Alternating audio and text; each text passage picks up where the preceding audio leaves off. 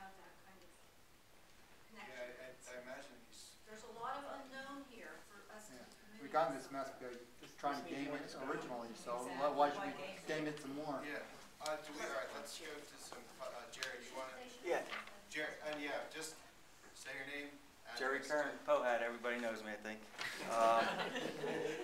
I'd first like to, I think, first off, Kevin, it's very important how we got here. Not that, you know, to disagree a little bit because a lot went on. And my first comments to Gene, you represent that you're representing the land use board. You spoke to everyone on the land use board. Not every person. Not everyone. So you're not representing the land use board. Who he is representing, I'll let you know. Metzger. He talked to me on the way in. And Mr. Babinski. So a little history for everybody. It's a history class today. How Pohatcong got in Highlands. Because here's the map. I know it's small. Jerry, I have a larger one. Well, we weren't in it. We weren't in it. And, well, I say we weren't in it. We had, I'm going to say, maybe, correct me if I'm wrong, 8% of Pohatcong in the preservation area when the map first came out. I call it DEP because I was at the council meetings then. Babinski was mayor. We all know why he wants the preservation area. His nice big home, Creek Road, he don't want any houses around it.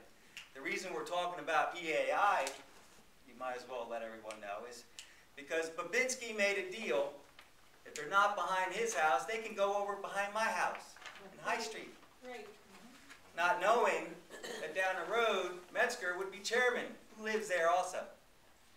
That's why they want to opt in the planning area. So, anyways, I called DEP. They say, no way they can get into Highlands. It was 10 years of studies. 10 years to make these lines. Next thing you know, we're in it. I guess the studies didn't really mean anything. 78 was the study. They thought of that when they designed 78, this environmental corridor. This side's really important. This side means nothing. So, the only one I can say at that time when they voted to get us in, Ken was on the board. I think Sal, you may have been there. Ken was the only one that stood up when the mayor wanted to get this thing through. Ken said, I'd like to tell everybody and tell the paper. And this is a quote. The mayor then, no, we're not telling anybody, and we're not calling the paper. And I was there. I heard it. So this is how we are here. He was ready to let houses happen all over there. So this mess we're in started with him. And the comments that Gene had been making were put into him through speaking to just the mayor and Metzger. Metzger don't want it because he don't want houses behind his house now in the development he lives in.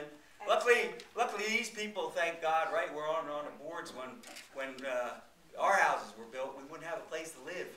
We can't build anymore. We all live in developments, don't we? Most of us? No. Not all of us, most of us. Well, this is the one, another thing, the mayor that he spoke with, the ex-mayor, he has no sweat in this. He don't even live on the north side of 78. So what do I care what he thinks? And you're not representing the whole board when you talk to two people. So we shouldn't be in this mess to begin with. It was a farce. The governor even said it was based off a lie. We all know that, but no, everyone's kidding ourselves, so we just keep forging ahead. Your last comment to me walking in was, we worked 2 years on this. I don't want to see it go up in smoke. I don't care if you work 50 years on it. I don't want the extra regulation. Our town needs some buildable land. Not only when he used 78 for his, line, scientific line, he inadvertently stuck in Pohatcong's buildable area. It was supposed to be Pohatcong's industrial park. All in the preservation area. That's all our ratables. What a beautiful place to stick a business where the trucks don't have to drive on our roads. How beautiful would that have been? Now it's gone. We have no more ratables. And as we can all see in the budget hearings, it keeps going up. We keep getting raises. Everything keeps going up. But we got no more ratables. So now we want to take the last bit of town because of all these scare tactics. You know, oh, if we don't do this, they could sue us this. They've been suing us for years. Let them sue us for another 100 years. I don't care. I'm tired of giving our land rights away and everything else. When's it stop? Ken, you stuck up for it then, and you told me, when they told you about this, Highlands, it was not what you thought. You voted for it, and then, oh my God, I didn't know it was going to be this and this. Why for a second would you think this is any different? They've been changing this since day one. When are people going to wake up and start seeing what's going on? When you go to council meetings and there's state police lined up, do you think that's because it's a fair bill? I don't think so. I hope this whole council, if you want to vote for it, I hope you're paying for me when I got to go for a goddamn permit and I fill out 20 pages. Is that not a quote what you just said at your last meeting? You said, we were here at the, this ought to be good. Here, yeah, everybody listen to this. The last meeting, there was a gentleman here, he wanted to put a shed on his property. Went to the zoning officer. He has a unique lot. He has 3 frontages. He's kind of quiet, so I said I'd speak for him. Imagine that. And then, don't go into that. Well, I was trying to help him. Gene stated that, you know, he was just trying to be fair, and I appreciate what you said. The problem is, if you didn't say that tonight, we wouldn't be here tonight. Thank God you slipped up and said what you said. He said, no sense, I'll tell you, no sense not making it, trying to make it less complicated for people and less costly. I just got the packet for the Highlands, 20 pages for a permit. That's what he said. Why do we want to deal with that? No one wants that. We have enough regulation in this state. Everything's too expensive now. Every time you pass legislation, regulation, it costs money. We don't have any more. So please, think before you vote. And Sal, could you please answer me why you think it's going to be a good idea for us to opt in the north side of 78 of Pohatcong into the planning area?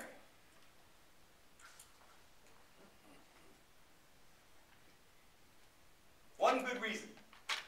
So, well, we've been litigating this for about 10, 15 years. not really. AI. Okay. Okay. Never you've been mind, Sal. saying, Never wait mind. a minute.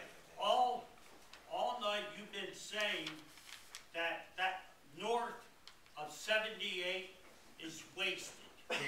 You said that. It's not You wasted. said What are you talking wasted? Kavinsky. It's what's wasted is what you stuck in the preservation area. Everything south of 78. Now you want to waste the north side. No, we're not going to waste the north side. No? No. How is that?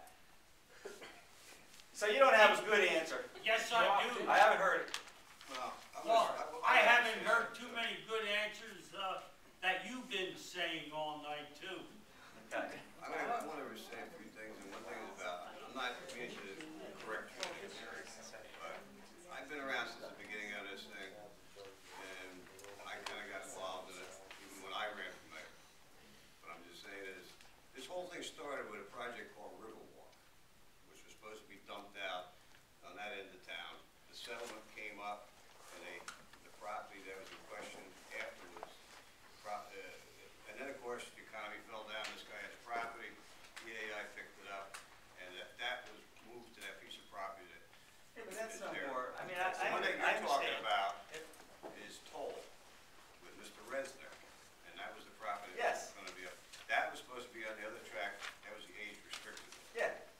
No, you're right. You're right. It wasn't any. I agree. Yeah, That I'm just was. saying, unfortunately back then, because these people, these developers came in and they have some pretty high-powered lawyers, and they beat this town to death. I was not even running in office yet, and Mary was mayor, Steve was a councilman at that time too.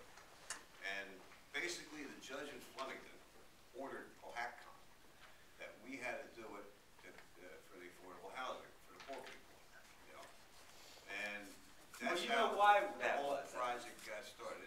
shoved down our throats back then. This town spent a boatload of money trying to fight it. We tried all kinds of stuff back then. So eventually what happened was, this project came into being. We had to have so many units of COA they were gonna do that would have satisfied us for the COA and all this other stuff. This is what these developers did. These developers did the Greenwich Township over here. I'm just saying Stewartsville. All that you see over there was all because of a little poor section on the little side over there by Ras Deli that they said we had to build. I'm just saying what went on in this thing back then was totally freaking unbelievable. That the state was letting all these guys just run around. Well, that may have justified what you did then, but I'm just saying asking is that tonight I for you to don't see agree. what's going on. I don't agree with the Highlands Council. Back then, when they were asking people to opt in on that, the Highlands Council was probably that many pages. Yeah, it's 400 now. Yeah, well, it's like a freaking new phone book.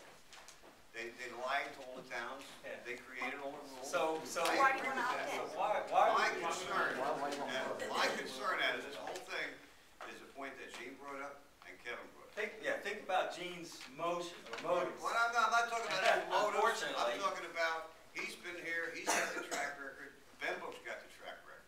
What I'm saying, We've heard that my Mr. concern Benbrooks, is, he's No, either side of the wait. fence. He my sees no concern liability for is, the town. we worked on getting this development down to 200-something houses and a solar field. And the fact that EAI has invested, which I don't care how much money they lost in this project, I just don't want to see them coming back and suing us. They got $12 million invested in that little piece of land up there. Fear mongering again, you know. No, I mean, it's not right fear. now, I want to keep what we have. We I gave do too. too much away I think already. this whole regulatory thing and that 20 It's pages, gonna get I out of think it's control. a bunch of frickin' bullshit. I agree with you. You may go for a shed and find out, guess what? You got too much impervious coverage, you don't get one. Then what? Remember who's up here, because go to them and let them pay for the extra pages that you're gonna have to fill out and the engineer to look at. Out of the other part, because the fact is. You can that always if we went opt back- in anytime. If we went back to 444 houses, you know what? Everybody in this room, your frickin' taxes would double. Yeah, because we wouldn't be able to do it. We'd have to build another school. Our school's empty now. What are you talking about? I'm looking at one of you, and we don't need that kind of culture. I'm begging this committee to vote no on this. We don't need more regulation, and if someone does, I want them paying my extra bills to do it.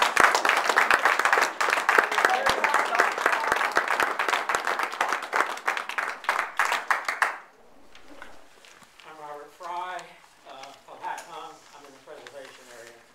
How many of you on the council have been to a Highlands Commission meeting? How many?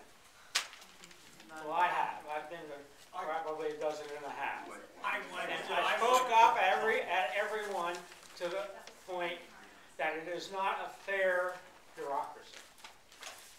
Those members on the Highlands Council looked down their noses at and turned a deaf ear to everybody that ever got up and spoke their piece criticizing it.